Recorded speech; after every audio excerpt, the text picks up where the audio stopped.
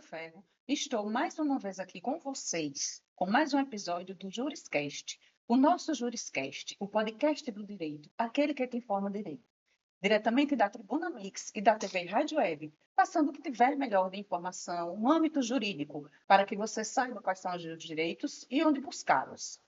E hoje nós temos dois convidados muito especiais. São dois jovens advogados que militam na área do direito trabalhista e estarão aqui com uma pauta muito interessante para você que está aí nos acompanhando e que realmente vai gostar de saber todas essas informações que eles têm para passar para nós. Mas antes de apresentar a pauta, eu vou apresentar esses dois convidados. Estou aqui com o Dr. Bruno Bernardo e com o Dr. Henrique Canuto. São dois jovens advogados que, como eu já falei, militam na área do trabalho. E para que nós possamos começar esse bate-papo, vamos dar as boas-vindas a eles. Seja muito bem-vindo, doutor Bruno. Olá, doutora Yolanda, tudo bem? Olá a todos que estão nos assistindo agora, acompanhando no seu carro, no seu telefone. É uma honra estar aqui. Estou muito grato pelo convite da doutora e vamos fazer o melhor. Tá, Ju? Doutor Henrique. Doutora Yolanda, muito obrigado pelo convite, primeiramente, né? E dizer que estamos muito felizes em poder contribuir com informação tão relevante para a sociedade. Nós que agradecemos a presença de vocês e, sobretudo, realmente a sociedade agradece, porque tudo que vocês passarem aqui hoje será de uma importância muito grande, principalmente para as pessoas que estão nos acompanhando dentro dos seus lares. Por que isso? Porque a pauta realmente está voltada para as pessoas que trabalham nos lares das famílias. Nossa pauta hoje, para você que está nos acompanhando e que está ansioso para saber realmente qual é, está voltada para o direito dos empregados domésticos. É isso mesmo, empregados domésticos e não empregadas domésticas. Mas por que não empregadas domésticas? Isso vocês irão descobrir agora conosco, com o doutor Bruno, porque esse termo, essa nomenclatura, empregado doméstico, por que, doutor Bruno? A gente precisa desmistificar isso. Bem, doutora Yolanda, foi um ponto muito importante abordado, porque sempre leva ao lado feminino. Mas hoje em dia, com tantos avanços nas relações de emprego, relações de trabalho, não levam apenas as mulheres. Hoje nós temos homens também que trabalham no ambiente familiar, como jardineiros, como motoristas, que também são empregados domésticos. Então, essa parte cultural que sempre remetia às mulheres, realmente tem que ficar no passado, porque hoje em dia abrange tanto homens quanto mulheres. Eu vou até um pouquinho mais além. Eu acredito que devido à nossa formação de uma sociedade machista, que acredita que apenas as mulheres têm a obrigação e o dever de cuidar do lar. E nós sabemos que hoje em dia tanto homens quanto mulheres podem ser empregados domésticos e têm a obrigação também de cuidar do seu lar. Porque se você está ali em um ambiente doméstico, construindo a vida com outra pessoa que está lhe acompanhando, então por que não os dois cuidarem em conjunto, tanto o homem quanto a mulher? E essa desmistificação desse termo realmente é muito importante para que as pessoas que estão nos ouvindo e nos acompanhando possam compreender isso e lutar contra esse termo de empregada doméstica ser voltado apenas para a mulher como responsável dos cuidados dos afazeres domésticos. Doutor Bruno, a respeito dessas questões da proteção dos direitos e deveres dos empregados domésticos, hoje, no Brasil, existe alguma lei específica que pode reger essa questão desses contratos domésticos? Perfeito, doutora Yolanda. Até 2013, as leis que abordavam a relação do empregado doméstico e da empregada doméstica eram muito esparsas, deixavam muitas dúvidas e deixavam os empregados indecisos sobre o que fazer numa demissão, em um contrato, tanto que o artigo 7º sofreu uma emenda para ser mais abrangente os direitos desses trabalhadores.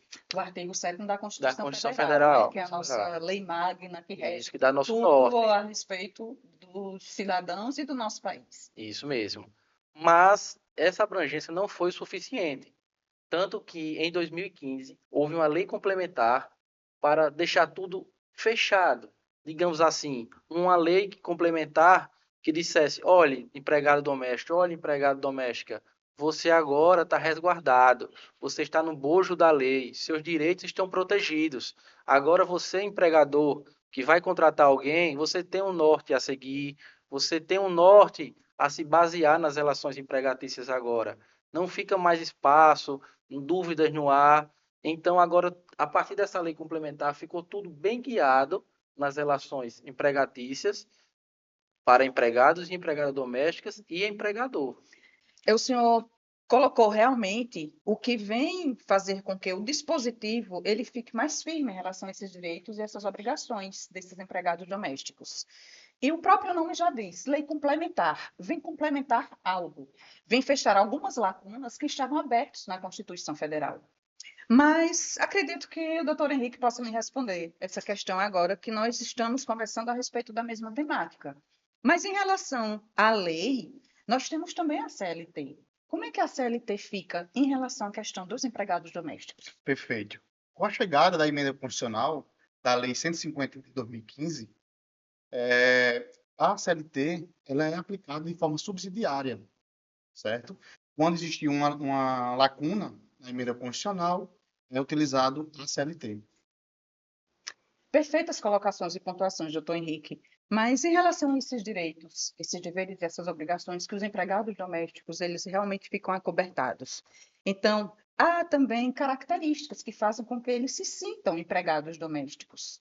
Eu vou perguntar até ao doutor Bruno, o que é que faz com que um homem ou uma mulher sinta-se realmente um empregado ou uma empregada doméstica em relação à questão do contrato de trabalho? Ótimo ponto, doutora Yolanda. É trabalhar de forma habitual, ter horário para entrar, horário para sair, ter subordinação, ter deveres dentro do lar, na jornada da família ali, acompanhar diariamente aquele lar nas atividades que lhe foram atribuídas, mas com regras. Você vai ter horário para sair, vai ter horário para entrar, seu salário vai ser tal dia, você trabalha de segunda a sexta ou de segunda a sábado, com jornadas pré-determinadas em um acordo entre ambos. Isso caracteriza um vínculo empregatício para empregados e empregadas domésticas. Domésticas, como o próprio nome já diz, que trabalha dentro dos lares, Isso mesmo, dentro das casas das pessoas, no ambiente das familiar. famílias. Perfeito, doutor Bruno, ótima colocação. Isso tudo também está atrelado à questão do que gera o vínculo empregatício, porque são pessoas que trabalham nos lares, pessoas que trabalham dentro dos ambientes domésticos, nos lares das famílias, independentemente da região e de qualquer lugar que esteja, no Brasil, porque as normas que vigem esses direitos pelos quais nós estamos tratando são os direitos relacionados aos empregados domésticos no Brasil, independentemente de qualquer território que esteja. Mas nós sabemos, doutor Bruno, também, que além desse vínculo empregatício que gera diante do contrato de trabalho, nós sabemos também que temos os direitos e os deveres, tanto do empregado quanto do empregador, mas os direitos também são vastos, os deveres também são vastos, até porque a sociedade é dinâmica, ela vai avançando, e os direitos, as leis também vão avançando de acordo com a necessidade das pessoas. E isso faz com que a sociedade fique cada dia mais atenta aos seus direitos quando não estão sendo atendidos ou quando estão sendo burlados. Então, para que isso não aconteça, para que você que está nos acompanhando, você que está nos ouvindo, você que está querendo saber quais são os direitos e os deveres dos empregados domésticos, o doutor Bruno vai nos responder agora. Quais são os principais direitos, elencar alguns direitos dos empregados domésticos? Vamos lá, doutora Yolanda. Esse é um ponto muito importante, ou mais importante, que é o direito dos empregados domésticos e das empregadas domésticas. Tem direito a 13º, a férias, aviso prévio, descanso semanal remunerado, também tem direito a salário maternidade, salário família, entre outros direitos. Quando nós falamos em direitos, nós falamos também, obrigatoriamente, em deveres, porque você não tem só um direito se você também não tiver um dever, se você não tiver uma contribuição. Então, em relação aos empregados domésticos, quais seriam os principais deveres do empregado doméstico no âmbito da realização dos seus trabalhos dentro dos lares das famílias, pelo qual está sendo regido aquele contrato empregatício? Esse ponto é muito importante. O empregado doméstico tem que observar o que foi assinado nesse contrato, o que foi dialogado com o empregador para que seja cumprido. A carga horária, a sua função, tudo que esteja pré-acordado antes de ele começar a trabalhar, para não surgir problemas, para evitar conflitos e ser o trabalho da forma mais harmoniosa possível. É, realizar o seu trabalho da forma que foi pré-estabelecida. Mas se por acaso acontecer alguma eventualidade, se aquelas normas que foram pré-estabelecidas entre o empregado e o empregador, e surgiu alguma eventualidade que esse empregado precise ficar um pouco mais no seu trabalho, passando das suas horas semanais, isso pode acontecer? É algo que acontece com muita frequência. Muita frequência no lares, eu acho que todos nós já presenciamos isso acontecer, mas o empregado tem que ter a ciência que é o seguinte, ele não é obrigado a ceder à proposta ou algo do tipo. Vai de Ele acordo com as suas vai possibilidades. de acordo com a sua possibilidade, vai de acordo com o que tem também assinado no contrato. Se acontecesse algo fora do que é normal no ambiente, uma eventualidade, ele poder suprir aquela ausência que o empregador está necessitando no momento.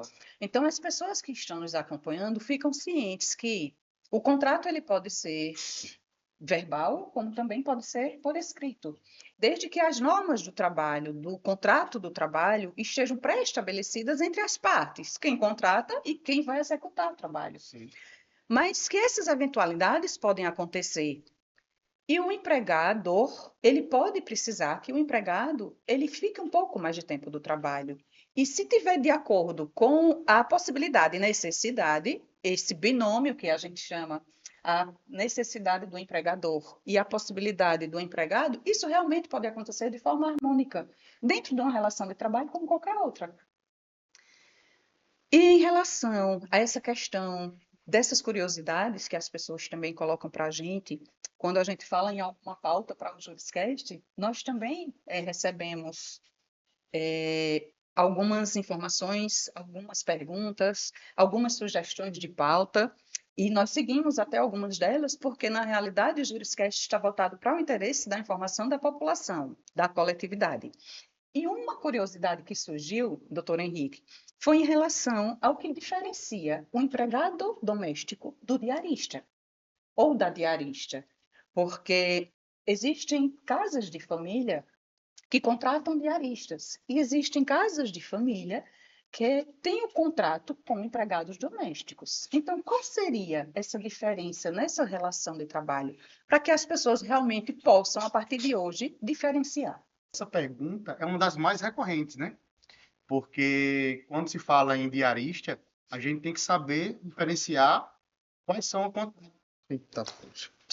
Aí foca só a minha, né? Só a minha resposta agora. Destrave, destrave. Olha, faça de conta que você está atendendo um cliente e que sou eu que vou lhe pagar. Falou no horário, aí já melhor o negócio. Bora lá. Então, peraí, deixa eu só pensar aqui Tá. antes de... Eu acredito que essa pergunta seja uma das mais recorrentes, né? Que surgem muitas dúvidas. E assim, o trabalhador autônomo, que é considerado diarista, Diarista é é considerado aquele que trabalha só autônomo. até 2 vezes por semana. Uhum. Já o empregado doméstico é considerado a partir do 3º dia. 3, 2, 1. Eu acredito, doutora Yolanda, que essa dúvida é uma das mais recorrentes. Realmente surgem muitas essas dúvidas, porque só é considerado o trabalhador autônomo, diarista, aquele que trabalha apenas 2 vezes por semana. Já o trabalhador doméstico, ou trabalhadora doméstica, é aquele que trabalha no mínimo 3 vezes por semana. A respeito dessa mesma vertente, falando do mesmo assunto ainda de diarista, para que a gente possa diferenciar essa questão de vínculo de empregado doméstico e de diarista. Os diaristas, eles têm direitos legalizados, doutor Henrique? Se falarmos sobre direitos trabalhistas, não, porque eles são considerados trabalhadores autônomos, né? Prestadores de serviços. Perfeito. E voltando agora para os empregados domésticos, qual a jornada de trabalho que o empregado doméstico ele deve ter, deve seguir na questão do contrato de trabalho entre ele e o empregador? Doutor Henrique, já que nós pontuamos essa questão do diarista, os diaristas que estão nos ouvindo, que estão nos acompanhando, eles já sabem diferenciar a situação de diarista como também o vínculo de empregado doméstico. Então, vamos voltar a falar sobre o empregado doméstico. Qual seria o ideal como é regida e qual é a jornada de trabalho do empregado doméstico? Sim, um empregado doméstico, ele deve seguir uma jornada de trabalho, que é no mínimo 8 horas diárias ou 44 horas semanais. A respeito dessa questão de jornada de trabalho que deve ser seguida pelo empregado, há também hora para descanso? Como é que funciona essa questão? Sim, no caso, ultrapassado 6 horas de trabalho, o empregado doméstico, ele tem por direito, na verdade, ter descanso de no mínimo 1 hora ou no máximo 2 horas. Perfeito, doutor Henrique. Havíamos conversado e o doutor Bruno tinha tirado essa dúvida em relação à questão de eventualidades. E desde que esteja dentro da possibilidade do empregado, o empregador necessitando, ele pode ficar um pouquinho mais também no horário, Sim. no local de trabalho, passando do seu horário. Então, essas eventualidades são coisas que não acontecem todos os dias, são coisas que acontecem de forma esporádica. Isso gera hora extra? Como é que funciona essa questão de hora extra para o empregado doméstico? Sim, com certeza. Se o empregado doméstico ele aceita realizar essa hora extra, ele deve ser recompensado da forma correta. E no caso, ele recebe o valor da hora normal acrescido de 50%.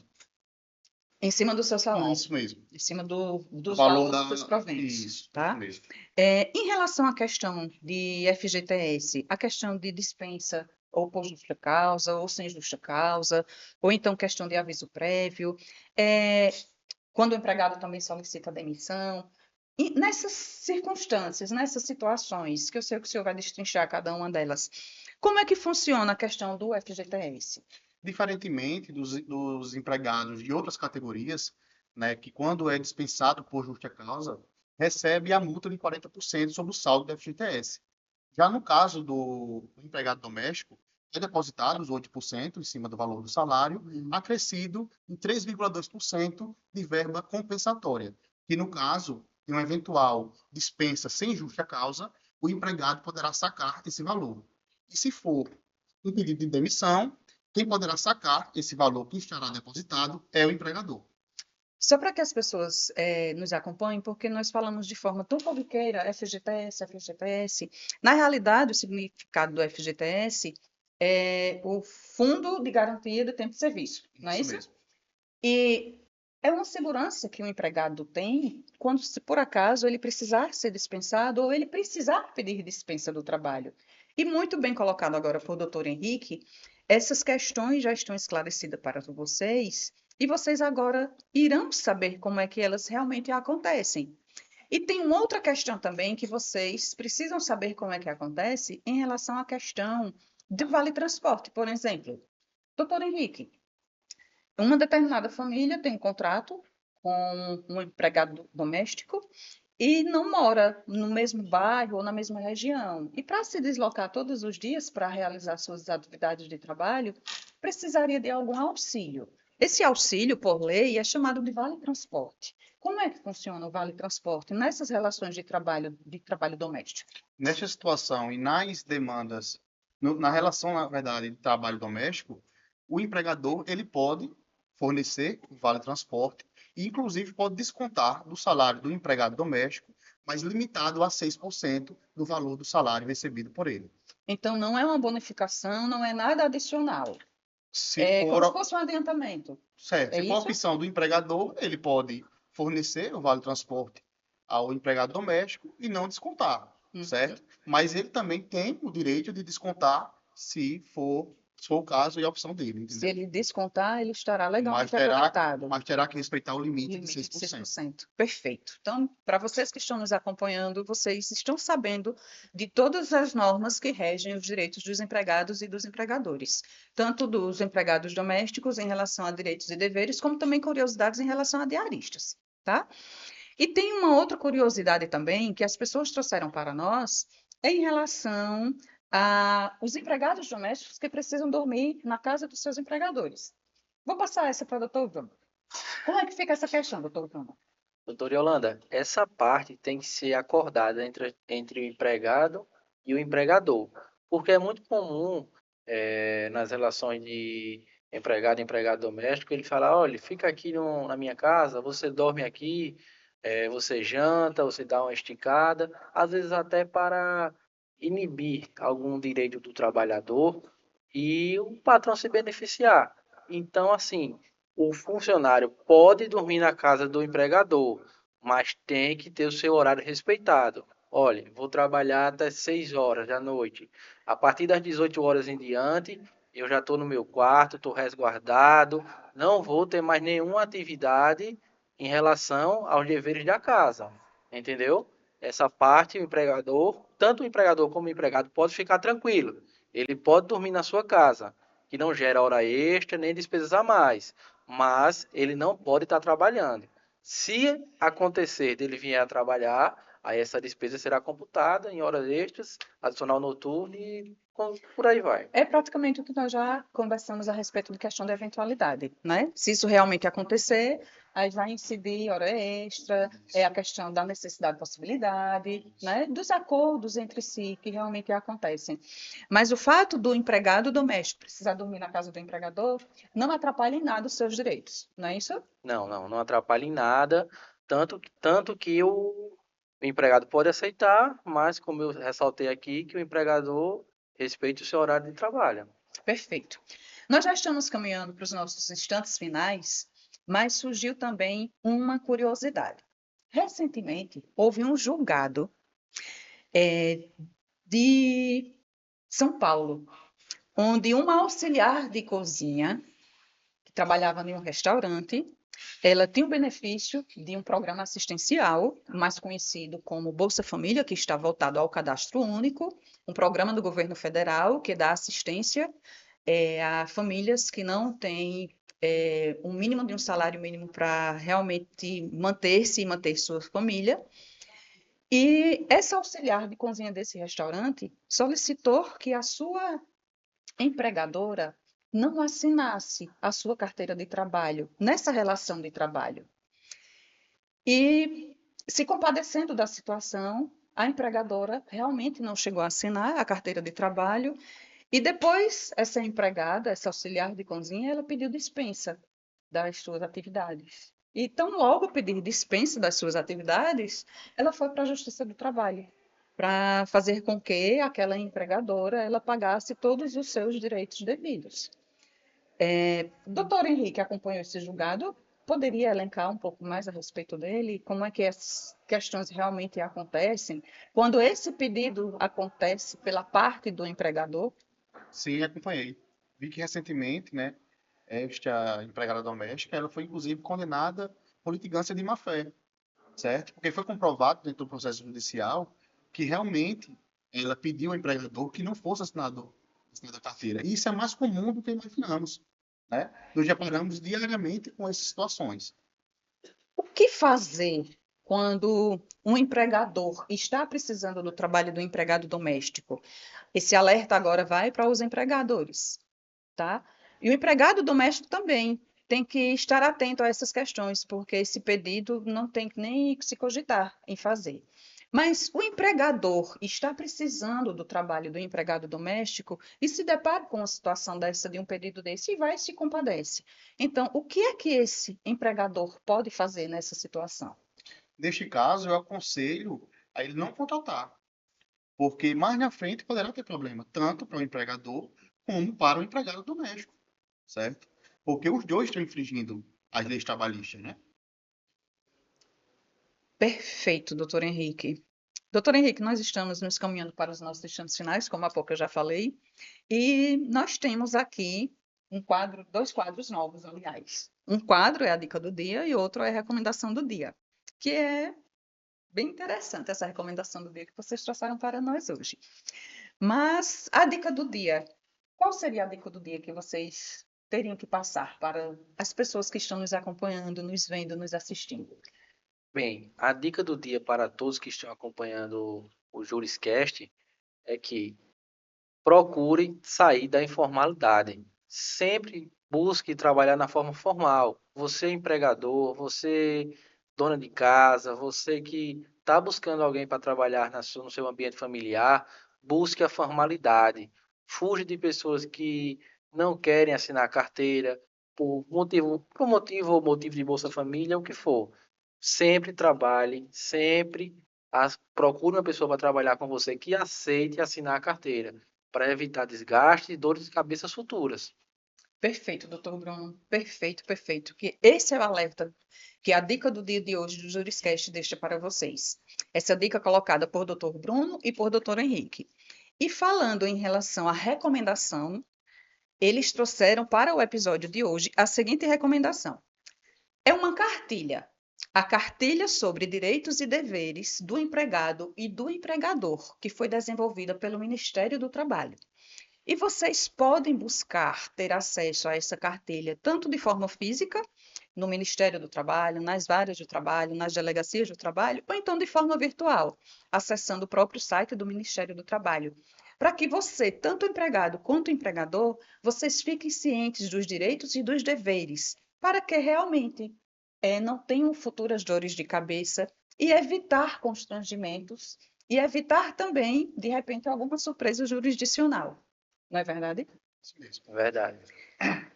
E, chegando ao nosso tempo final, gostaria de agradecer a doutora Henrique, gostaria de agradecer ao doutor Bruno.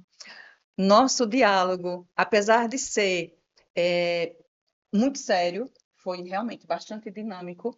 E eles dois que militam na área do trabalho, eles sabem realmente as mazelas e as nuances que eles enfrentam no dia a dia, as questões que são chegadas ao escritório, e com essas informações que eles trazem hoje, essas questões poderão ser evitadas quando você trabalha de acordo com as normas das leis que são regidas no nosso país. E com essas palavras, eu gostaria de agradecê-los e passar a palavra também para as considerações finais de vocês. Doutora Yolanda, todos que fazem o Juricast, a palavra é gratidão. Gratidão pelo convite, gratidão pela oportunidade, e que todos que estão ouvindo, assistindo esse podcast, que tenham tirado suas dúvidas, né? Tenham esclarecido qualquer dúvida que tenha ficado. Nossa intenção é esclarecer e ajudar a todos que estivessem assistindo esse podcast. Doutor Henrique? Mais uma vez, doutora Yolanda, muito obrigado pelo convite, né? Espero que a gente tenha esclarecido as dúvidas do pessoal de casa, dos empregados domésticos, dos empregadores também, e que ficamos felizes em contribuir de alguma forma com as dúvidas da sociedade, né? Nós agradecemos de coração, doutor Henrique, doutor Bruno, porque, na realidade, esse é o propósito do Juriscast. É levar a informação de forma clara e de forma objetiva.